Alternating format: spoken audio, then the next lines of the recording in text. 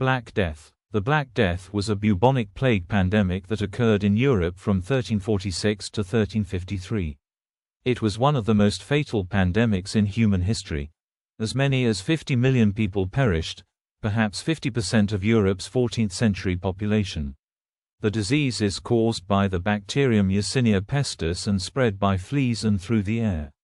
One of the most significant events in European history, the Black Death had far-reaching population, economic, and cultural impacts. It was the beginning of the Second Plague Pandemic. The plague created religious, social and economic upheavals, with profound effects on the course of European history. The origin of the Black Death is disputed. Genetic analysis suggests Yersinia pestis bacteria evolved approximately 7,000 years ago, at the beginning of the Neolithic, with flea-mediated strains emerging around 3,800 years ago during the Late Bronze Age. The immediate territorial origins of the Black Death and its outbreak remain unclear, with some evidence pointing towards Central Asia, China, the Middle East, and Europe. The pandemic was reportedly first introduced to Europe during the siege of the Genoese trading port of Kaffa in Crimea by the Golden Horde army of Yani Beg in 1347. From Crimea, it was most likely carried by fleas living on the black rats that traveled on Genoese ships, spreading through the Mediterranean basin and reaching North Africa, West Asia, and the rest of Europe via Constantinople, Sicily, and the Italian peninsula. There is evidence that once it came ashore, the Black Death mainly spread from person to person as pneumonic plague, thus explaining the quick inland spread of the epidemic, which was faster than would be expected if the primary vector was rat fleas causing bubonic plague. In 2022, it was discovered that there was a sudden surge of deaths in what is today Kyrgyzstan from the Black Death in the late 1330s.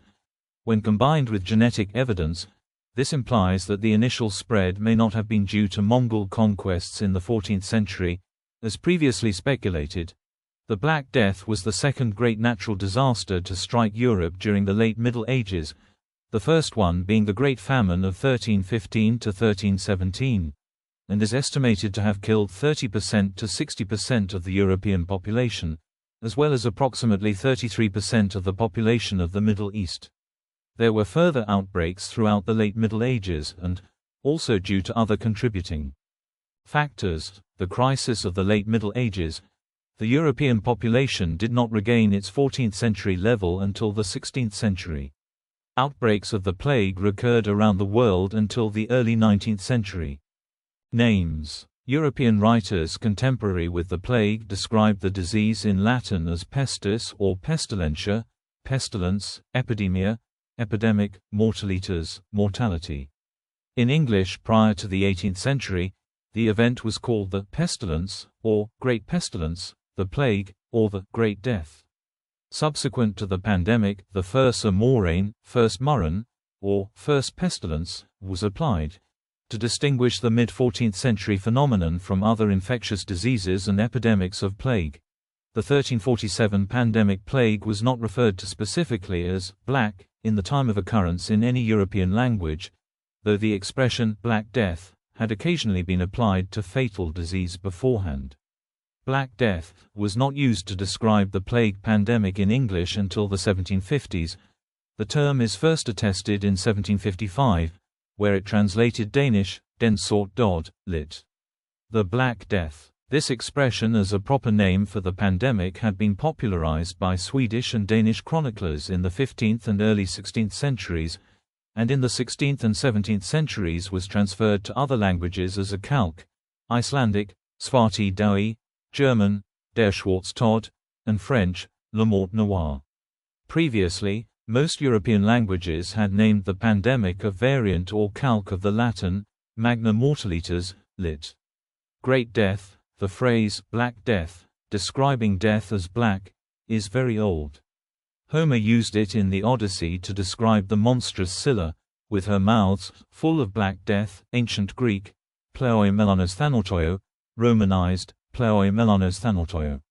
Seneca the Younger may have been the first to describe an epidemic as Black Death, Latin, morsatra, but only in reference to the acute lethality and dark prognosis of disease. The 12th–13th century French physician Gilles de Corbeil had already used atremors to refer to a pestilential fever, febris pestilentialis, in his work on the signs and symptoms of diseases, De Signis et Symptomatibus Agritudium. The phrase mors nigra, Black Death, was used in 1350 by Simon de Cavino, or Couven, a Belgian astronomer, in his poem On the Judgment of the Sun at a Feast of Saturn De Judicia Solis in Convivio Saturni, which attributes the plague to an astrological conjunction of Jupiter and Saturn. His use of the phrase is not connected unambiguously with the plague pandemic of 1347 and appears to refer to the fatal outcome of disease. The historian Cardinal Francis Aidan Gasquet wrote about the Great Pestilence in 1893 and suggested that it had been some form of the ordinary Eastern or bubonic plague. In 1908, Gasquet said use of the name atremors for the 14th-century epidemic first appeared in a 1631 book on Danish history by J.I. Pontanus. Commonly and from its effects, they called it the Black Death, vulgo and ab effect u atrum mortem visitabant. Previous plague epidemics. Research from 2017 suggests plague first infected humans in Europe and Asia in the late Neolithic Early Bronze Age. Research in 2018 found evidence of Yersinia pestis in an ancient Swedish tomb, which may have been associated with the Neolithic decline, around 3000 BCE, in which European populations fell significantly.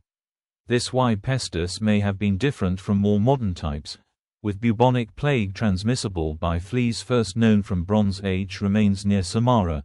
The symptoms of bubonic plague are first attested in a fragment of Rufus of Ephesus preserved by Oribasius. These ancient medical authorities suggest bubonic plague had appeared in the Roman Empire before the reign of Trajan, 6 centuries before arriving at Pelusium in the reign of Justinian I in 2013. Researchers confirmed earlier speculation that the cause of the plague of Justinian, 541–549 CE, with recurrences until 750, was Y. pestis. This is known as the First Plague Pandemic. In 610, the Chinese physician Chao Yuanfang described a malignant bubo, coming in abruptly with high fever together with the appearance of a bundle of nodes beneath the tissue. The Chinese physician Sun Simo, who died in 652, also mentioned a malignant bubo and plague that was common in Lingnan, Guangzhou. Ole Jorgen Benedicta believes that this indicates it was an offshoot of the First Plague Pandemic which made its way eastward to Chinese territory by around 600. 14th century plague. Causes. Early theory. A report by the medical faculty of Paris stated that a conjunction of planets had caused a great pestilence in the air, miasma theory. Muslim religious scholars taught that the pandemic was a martyrdom and mercy from God, assuring the believer's place in paradise. For non-believers, it was a punishment. Some Muslim doctors cautioned against trying to prevent or treat a disease sent by God. Others adopted preventive measures and treatments for plague used by Europeans. These Muslim doctors also depended on the writings of the ancient Greeks. Predominant modern theory. Due to climate change in Asia, rodents began to flee the dried-out grasslands to more populated areas, spreading the disease.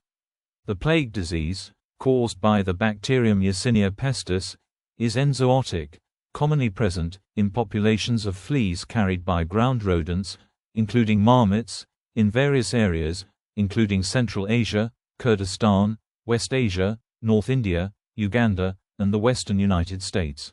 Y.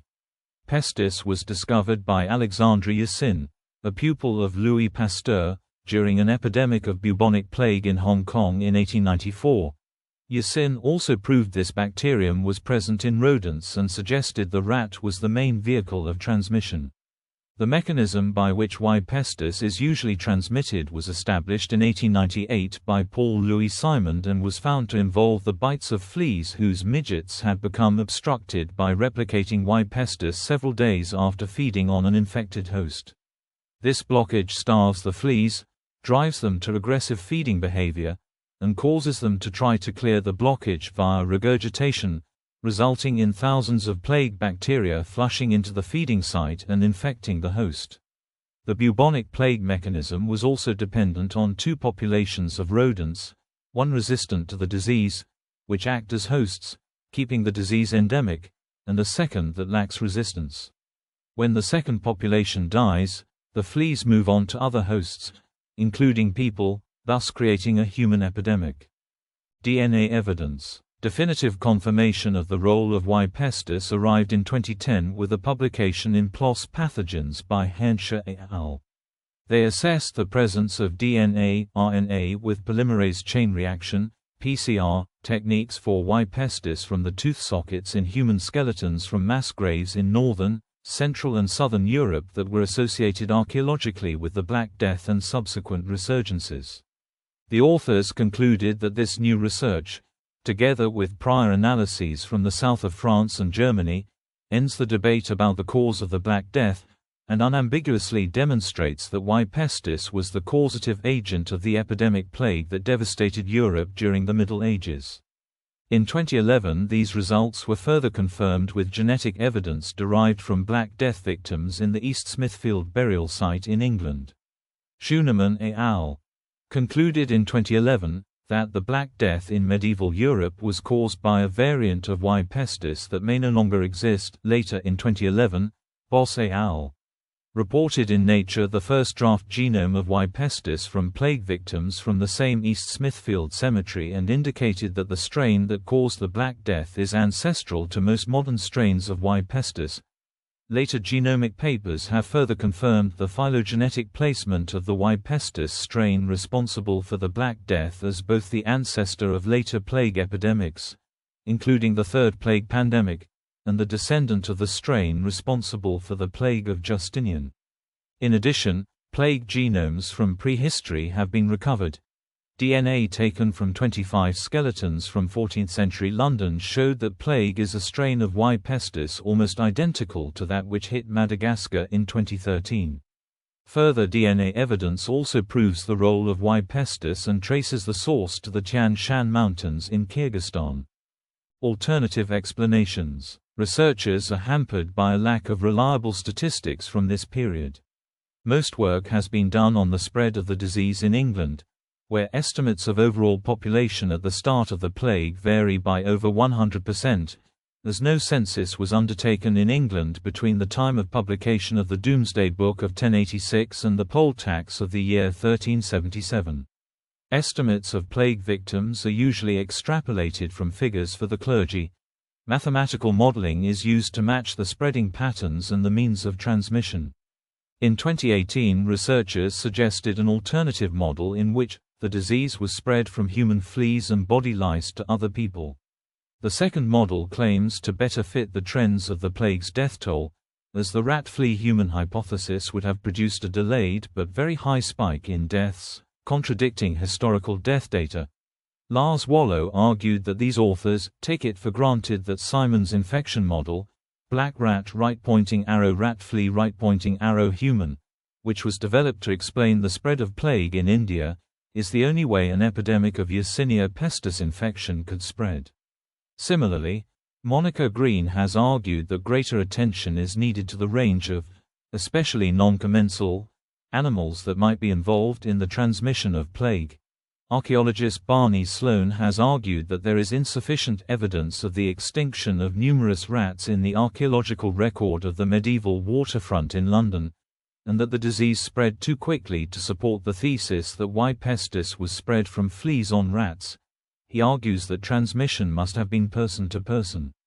This theory is supported by research in 2018, which suggested transmission was more likely by body lice and fleas during the Second Plague Pandemic. Summary: academic debate continues, but no single alternative explanation for the plague's spread has achieved widespread acceptance.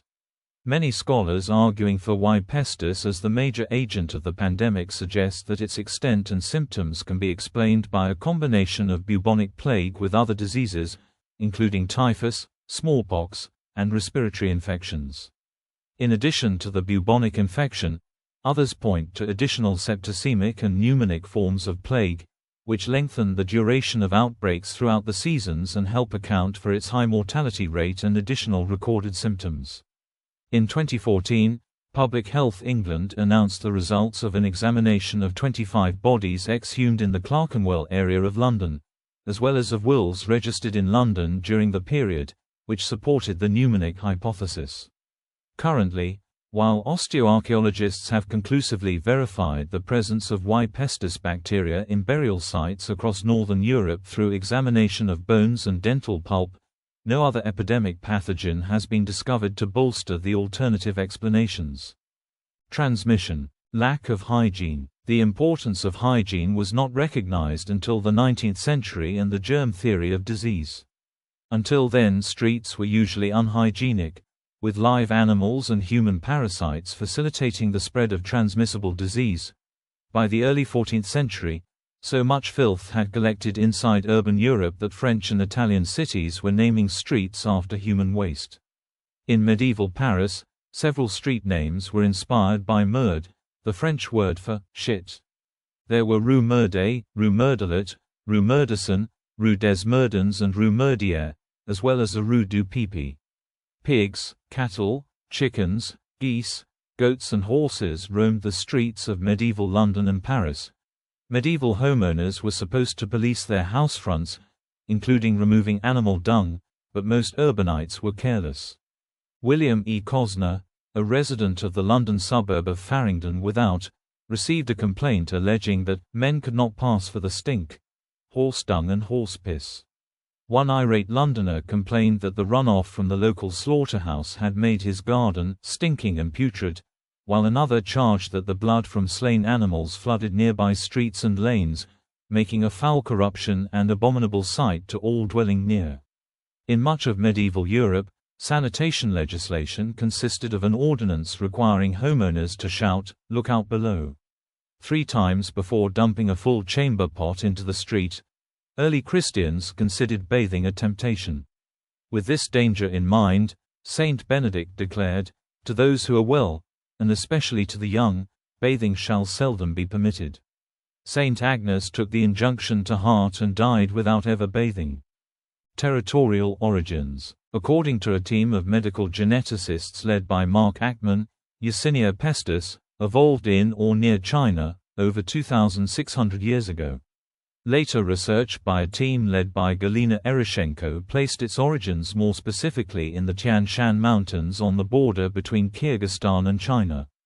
However, more recent research notes that the previous sampling contained East Asian bias and that sampling since then has discovered strains of Y. pestis in the Caucasus region previously thought to be restricted to China. There is also no physical or specific textual evidence of the Black Death in 14th century China. As a result, China's place in the sequence of the plague's spread is still debated to this day.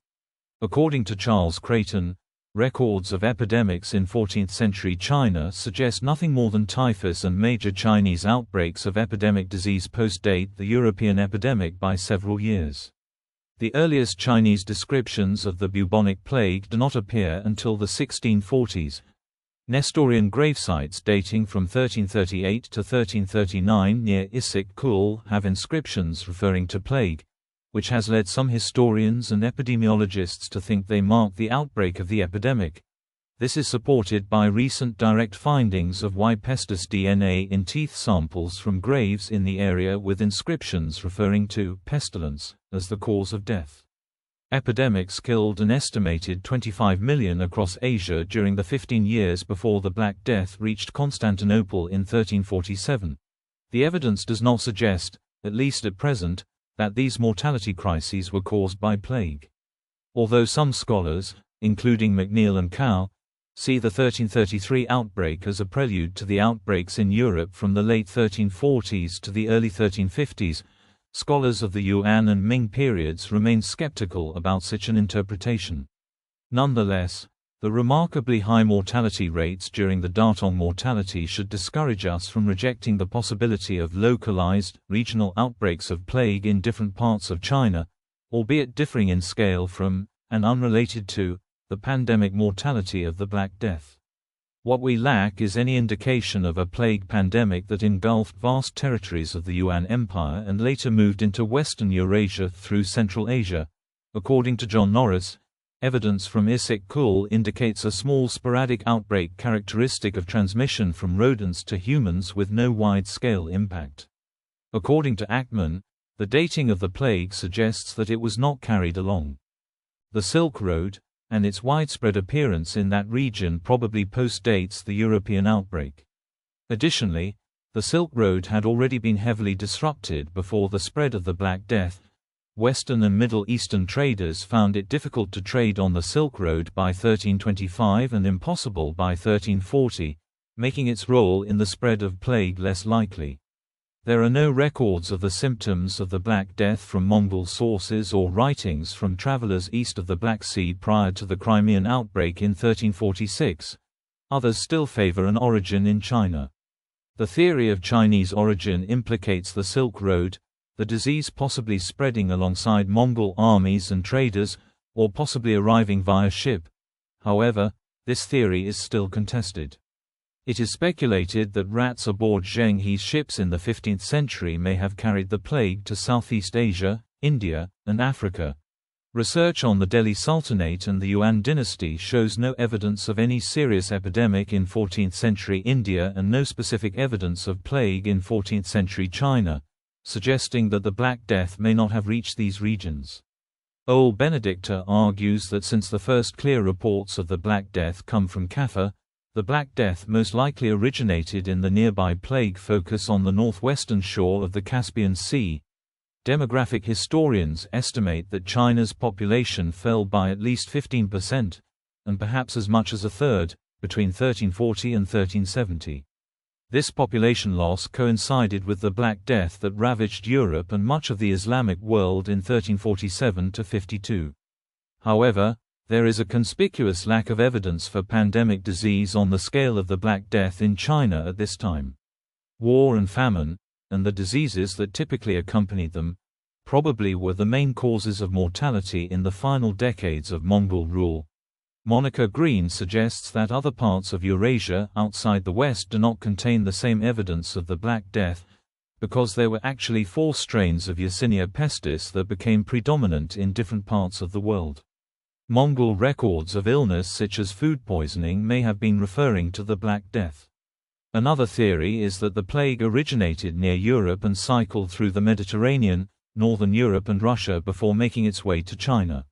Other historians, such as John Norris and Ole Benedictor, believe the plague likely originated in Europe or the Middle East, and never reached China. Norris specifically argues for an origin in Kurdistan rather than Central Asia. European outbreak. The 7th year after it began, it came to England and first began in the towns and ports joining on the seacoasts, in Dorsetshire, where, as in other counties, it made the country quite void of inhabitants so that there were almost none left alive. But at length it came to Gloucester, yea even to Oxford and to London, and finally it spread over all England and so wasted the people that scarce the 10th person of any sort was left alive. Geoffrey the Baker, Chronicon Angliae plague was reportedly first introduced to Europe via Genoese traders from their port city of Kaffa in the Crimea in 1347. During a protracted siege of the city in 1345–1346, the Mongol Golden Horde army of Yani Beg, whose mainly Tatar troops were suffering from the disease, catapulted infected corpses over the city walls of Kaffa to infect the inhabitants, though it is also likely that infected rats traveled across the siege lines to spread the epidemic to the inhabitants. As the disease took hold, Genoese traders fled across the Black Sea to Constantinople, where the disease first arrived in Europe in summer 1347. The epidemic there killed the 13-year-old son of the Byzantine emperor, John VI Cantacuzene, who wrote a description of the disease modeled on Thucydides' account of the 5th century BCE plague of Athens, noting the spread of the Black Death by ship between maritime cities. Nicephorus Gregoras, while writing to Demetrios Kydones, described the rising death toll, the futility of medicine, and the panic of the citizens. The first outbreak in Constantinople lasted a year, but the disease recurred 10 times before 1400. Carried by 12 Genoese galleys, plague arrived by ship in Sicily in October 1347. The disease spread rapidly all over the island. Galleys from Caffa reached Genoa and Venice in January 1348, but it was the outbreak in Pisa a few weeks later that was the entry point into northern Italy. Towards the end of January, one of the galleys expelled from Italy arrived in Marseille. From Italy, the disease spread northwest across Europe, striking France, Spain, Portugal, and England by June 1348, then spreading east and north through Germany, Scotland and Scandinavia from 1348 to 1350. It was introduced into Norway in 1349 when a ship landed at Askøy, then spread to Bjørgvin, modern Bergen. Finally, it spread to northern Russia in 1352 and reached Moscow in 1353. Plague was less common in parts of Europe with less established trade relations, including the majority of the Basque Country, isolated parts of Belgium and the Netherlands, and isolated alpine villages throughout the continent. According to some epidemiologists, periods of unfavorable weather decimated plague-infected rodent populations, forcing their fleas onto alternative hosts, inducing plague outbreaks which often peaked in the hot summers of the Mediterranean and during the cool autumn months of the southern Baltic region. Among many other culprits of plague contagiousness, pre-existing malnutrition weakened the immune response, contributing to an immense decline in European population.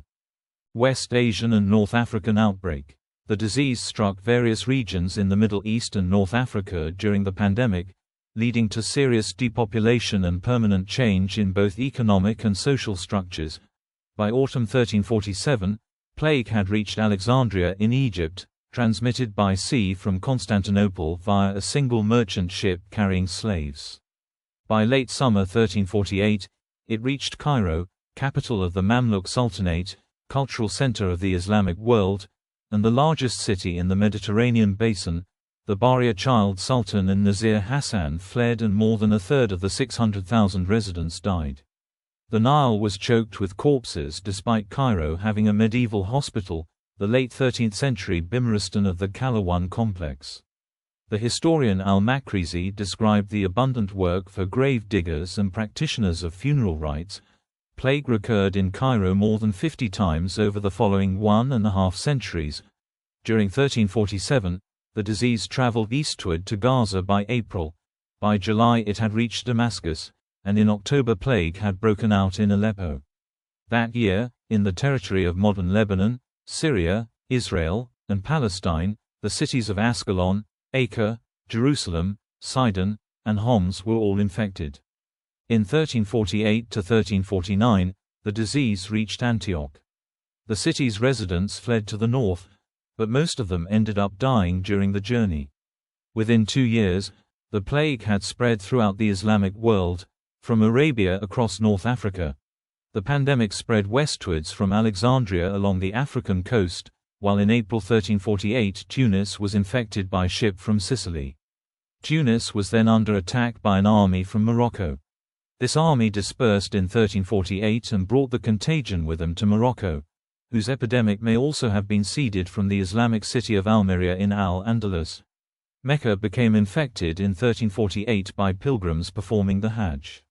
In 1351 or 1352, the Rasulid Sultan of the Yemen, Al-Mujahid Ali, was released from Mamluk captivity in Egypt and carried plague with him on his return home.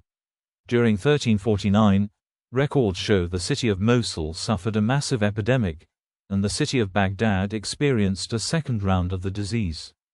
Signs and symptoms. Bubonic plague. Symptoms of the plague include fever of 38 to 41 degrees Celsius, 100 to 106 degrees Fahrenheit, headaches, painful aching joints, nausea and vomiting, and a general feeling of malaise. Left untreated, 80% of victims die within 8 days. Contemporary accounts of the pandemic are varied and often imprecise. The most commonly noted symptom was the appearance of buboes, or gaviciolos, in the groin, neck and armpits, which oozed pus and bled when opened. Boccaccio's description. In men and women alike it first betrayed itself by the emergence of certain tumors in the groin or armpits, some of which grew as large as a common apple, others as an egg. From the two said parts of the body this deadly gavicciolo soon began to propagate and spread itself in all directions indifferently. after which the form of the malady began to change, black spots or livid making their appearance in many cases on the arm or the thigh or elsewhere, now few and large, now minute and numerous. As the Gavicciolo had been and still was an infallible token of approaching death, such also were these spots on whomsoever they showed themselves. This was followed by acute fever and vomiting of blood. Most people died 2 to 7 days after initial infection. Freckle-like spots and rashes, which may have been caused by flea bites, were identified as another potential sign of plague. Pneumonic plague. Lodewijk Haligan, whose master Cardinal Giovanni Colonna died of plague in 1348, noted a distinct form of the disease, pneumonic plague, that infected the lungs and led to respiratory problems. Symptoms include fever, cough and blood-tinged sputum. As the disease progresses, sputum becomes free-flowing and bright red. Pneumonic plague has a mortality rate of 90 to 95%. Septicemic plague. Septicemic plague is the least common of the three forms, with an untreated mortality rate near 100%. Symptoms are high fevers and purple skin patches, purpura due to disseminated intravascular coagulation. In cases of pneumonic and particularly septicemic plague, the progress of the disease is so rapid that there would often be no time for the development of the enlarged lymph nodes that were noted as buboes. Consequences. Deaths. There are no exact figures for the death toll. The rate varied widely by locality. Urban centers with higher populations suffered longer periods of abnormal mortality. Some estimate that it may have killed between 75 million and 200 million people in Eurasia. A study published in 2022 of pollen samples across Europe from 1250 to 1450 was used to estimate changes in agricultural output before and after the Black Death. The authors found great variability in different regions, with evidence for high mortality in areas of Scandinavia, France, Western Germany, Greece, and Central Italy, but uninterrupted agricultural growth in Central and Eastern Europe, Iberia, and Ireland. The authors concluded that the pandemic was immensely destructive in some areas, but in others it had a far lighter touch. Invalidates histories of the Black Death that assume Y. pestis was uniformly prevalent, or nearly so, across Europe and that the pandemic had a devastating demographic impact everywhere. The Black Death killed, by various estimations, from 25 to 60% of Europe's population. Robert Gottfried writes that as early as 1351, agents for Pope Clement VI calculated the number of dead in Christian Europe at 23,840,000. With a pre-plague population of about 75 million, Clement's figure accounts for mortality of 31%, a rate about midway between the 50% mortality estimated for East Anglia, Tuscany, and parts of Scandinavia, and the less than 15% morbidity for Bohemia and Galicia. And it is unerringly close to Froissart's claim that a third of the world died, a measurement probably drawn from St. John's figure of mortality from plague in the Book of Revelation, a favorite medieval source of information. Old J. Benedicta proposes 60% mortality rate for Europe as a whole based on available data, with up to 80% based on poor nutritional conditions in the 14th century.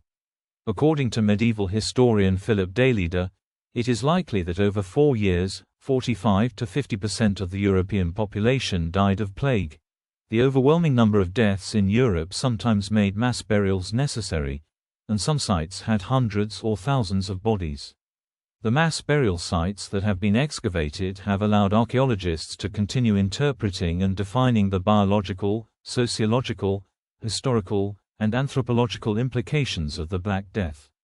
The mortality rate of the Black Death in the 14th century was far greater than the worst 20th century outbreaks of Y. pestis plague, which occurred in India and killed as much as 3% of the population of certain cities. In 1348, the disease spread so rapidly that nearly a third of the European population perished before any physicians or government authorities had time to reflect upon its origins.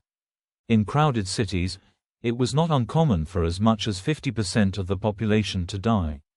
Half of Paris' population of 100,000 people died. In Italy, The population of Florence was reduced from between 110,000 and 120,000 inhabitants in 1338 to 50,000 in 1351. At least 60% of the population of Hamburg and Bremen perished, and a similar percentage of Londoners may have died from the disease as well, leaving a death toll of approximately 62,000 between 1346 and 1353. Florence's tax records suggest that 80% of the city's population died within 4 months in 1348. Before 1350, there were about 170,000 settlements in Germany, and this was reduced by nearly 40,000 by 1450.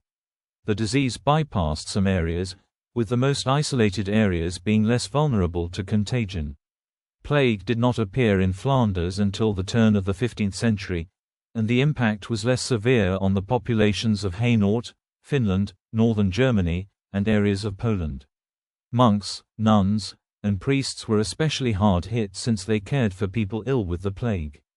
The level of mortality in the rest of Eastern Europe was likely similar to that of Western Europe in the first outbreak, with descriptions suggesting a similar effect on Russian towns, and the cycles of plague in Russia being roughly equivalent. In 1382, the physician to the Avignon papacy, Raimundo Charmel de Venario, Latin, Magister Raymundus, lit. Master Raymond, observed the decreasing mortality rate of successive outbreaks of plague in 1347 to 1348, 1362, 1371 and 1382 in his treatise on epidemics, De Epidemica. In the first outbreak, 2/3 of the population contracted the illness and most patients died. In the next, half the population became ill but only some died. By the third, 1/10 were affected and many survived. While by the fourth occurrence, only 1 in 20 people were sickened and most of them survived. By the 1380s in Europe, the plague predominantly affected children. Charmel de Venario recognized that bloodletting was ineffective, though he continued to prescribe bleeding for members of the Roman Curia, whom he disliked, and said that all true cases of plague were caused by astrological factors and were incurable. He was never able to effect a cure. The populations of some Italian cities, notably Florence, did not regain their pre-14th century size until the 19th century. Italian chronicler Agnolo di Tura recorded his experience from Siena, where plague arrived in May 1348. Father abandoned child, wife husband, one brother another. For this illness seemed to strike through the breath and sight. And so they died, and none could be found to bury the dead for money or friendship. Members of a household brought their dead to a ditch as best they could, without priest, without divine offices. Great pits were dug and piled deep with the multitude of dead. And they died by the hundreds both day and night. And as soon as those ditches were filled, more were dug. And I, Agnolo di Tura, buried my 5 children with my own hands. And there were also those who were so sparsely covered with earth that the dogs dragged them forth and devoured many bodies throughout the city. There was no one who wept for any death, for all awaited death. And so many died that all believed it was the end of the world. The most widely accepted estimate for the Middle East, including Iraq, Iran, and Syria, during this time, is for a death toll of about 1/3 of the population. The Black Death killed about 40% of Egypt's population. In Cairo, with a population numbering as many as 600,000, and possibly the largest city west of China, between 1/3 and 40% of the inhabitants died within 8 months. By the 18th century, the population of Cairo was halved from its numbers in 1347. Economic. It has been suggested that the Black Death, like other outbreaks through history, disproportionately affected the poorest people and those already in worse physical condition than the wealthier citizens. But along with population decline from the pandemic, wages soared in response to a subsequent labor shortage. In some places rents collapsed, e.g., lettings used to bring in £5, and now but £1. 158. However, many laborers, artisans, and craftsmen, those living from money wages alone, suffered a reduction in real incomes owing to rampant inflation. Landowners were also pushed to substitute monetary rents for labor services in an effort to keep tenants. Taxes and tithes became difficult to collect, with living poor refusing to cover the share of the rich deceased, because many properties were empty and unfarmed, and because tax collectors, where they could be employed, refused to go to plague spots. 158. The trade disruptions in the Mongol Empire caused by the Black Death was one of the reasons for its collapse. Environmental. A study performed by Thomas van Hoof of the Utrecht University suggests that the innumerable deaths brought on by the pandemic cooled the climate by freeing up land and triggering reforestation. This may have led to the Little Ice Age. Persecutions. Renewed religious fervor and fanaticism increased in the wake of the Black Death. Some Europeans targeted various groups such as Jews, friars, foreigners, beggars, pilgrims, lepers, and Romani, blaming them for the crisis. Lepers, and others with skin diseases such as acne or psoriasis, were killed throughout Europe. Because 14th-century healers and governments were at a loss to explain or stop the disease, Europeans turned to astrological forces, earthquakes and the poisoning of wells by Jews as possible reasons for outbreaks. Many believed the epidemic was a punishment by God for their sins, and could be relieved by winning God's forgiveness. There were many attacks against Jewish communities. In the Strasbourg massacre of February 1349, about 2,000 Jews were murdered. In August 1349, the Jewish communities in Mainz and Cologne were annihilated. By 1351, 60 major and 150 smaller Jewish communities had been destroyed.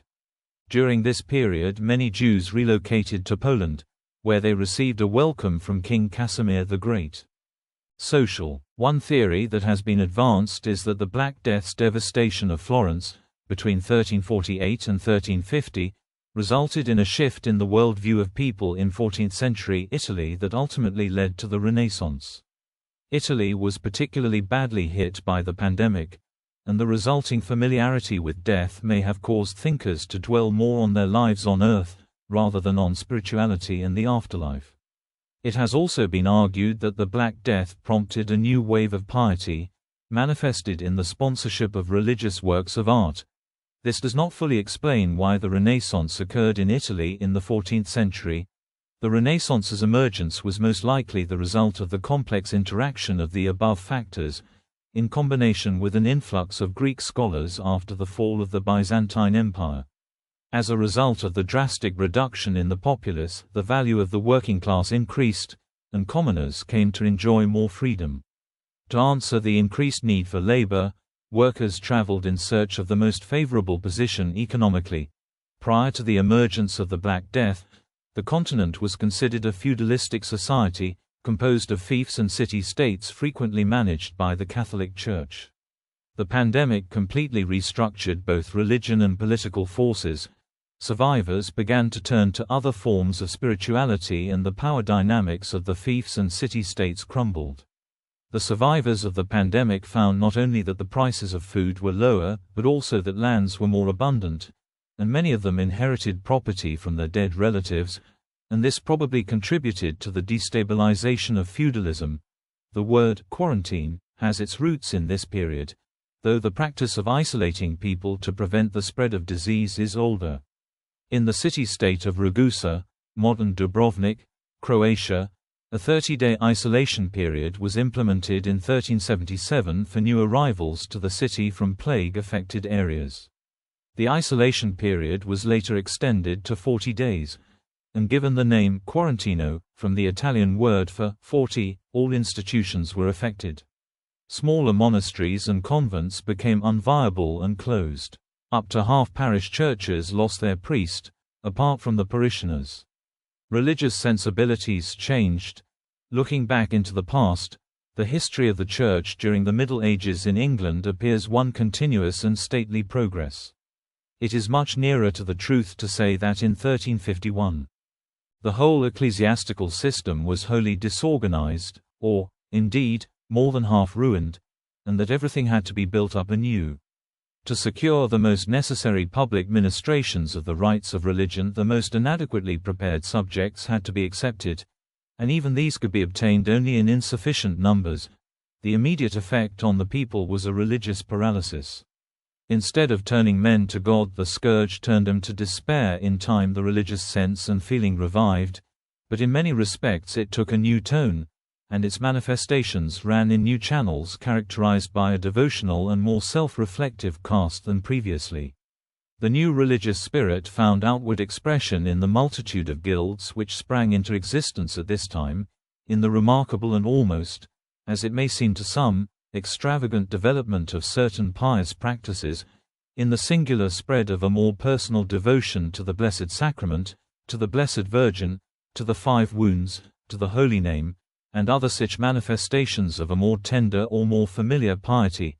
At the close of the 14th century and during the course of the 15th, the supply of ornaments, furniture, plate, statues painted or in highly decked coats, with which the churches were literally encumbered as time went on, proved a striking contrast to the comparative simplicity which characterized former days, as witnessed by a comparison of inventories. In fact, the 15th century witnessed the beginnings of a great middle-class movement, which can be distinctly traced to the effect of the Great Pestilence. Recurrences. Second Plague Pandemic. The plague repeatedly returned to haunt Europe and the Mediterranean throughout the 14th to 17th centuries. According to Jean Noel Baraban, the plague was present somewhere in Europe in every year between 1346 and 1671, although some researchers have cautions about the uncritical use of Baraban's data. The second pandemic was particularly widespread in the following years: 1360 to 1363, 1374, 1400, 1438 to 1439, 1456 to 1457, 1464 to 1466, 1481 to 1485, 1500 to 1503, 1518 to 1531, 1544 to 1548, 1563 to 1566, 1573 to 1588, 1596 to 1599, 1602 to 1611, 1623 to 1640, 1644 to 1654, and 1664 to 1667. Subsequent outbreaks, though severe, marked the plague's retreat from most of Europe, 18th century, and North Africa, 19th century. Historian George Sussman argued that the plague had not occurred in East Africa until the 1900s. However, other sources suggest that the second pandemic did indeed reach sub-Saharan Africa. According to historian Geoffrey Parker, France alone lost almost 1 million people to the plague in the epidemic of 1628–31. In the first half of the 17th century, a plague killed some 1.7 million people in Italy. More than 1.25 million deaths resulted from the extreme incidence of plague in 17th-century Spain. The Black Death ravaged much of the Islamic world. Plague could be found in the Islamic world almost every year between 1500 and 1850. Sometimes the outbreaks affected small areas, while other outbreaks affected multiple regions. Plague repeatedly struck the cities of North Africa. Algiers lost 30,000 to 50,000 inhabitants to it in 1620 to 1621, and again in 1654 to 1657, 1665, 1691, and 1740 to 1742. Cairo suffered more than 50 plague epidemics within 150 years from the plague's first appearance, with the final outbreak of the second pandemic there in the 1840s. Plague remained a major event in Ottoman society until the second quarter of the 19th century. Between 1701 and 1750, 37 larger and smaller epidemics were recorded in Constantinople, and an additional 31 between 1751 and 1800. Baghdad has suffered severely from visitations of the plague, and sometimes 2/3 of its population had died. Third Plague Pandemic. The Third Plague Pandemic, 1855 to 1859, started in China in the mid-19th century, spreading to all inhabited continents and killing 10 million people in India alone.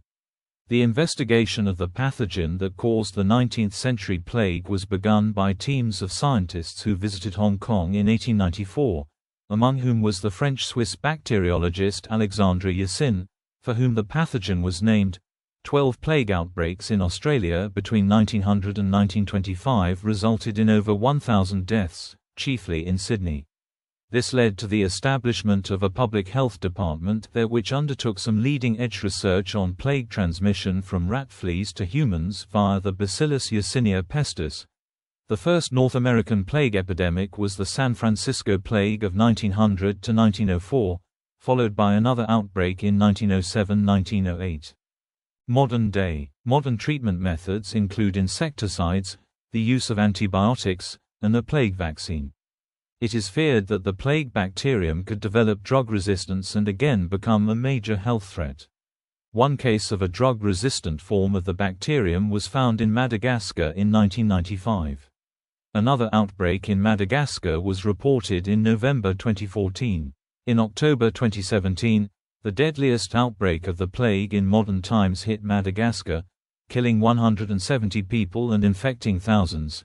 An estimate of the case fatality rate for the modern plague, after the introduction of antibiotics, is 11%, although it may be higher in underdeveloped regions.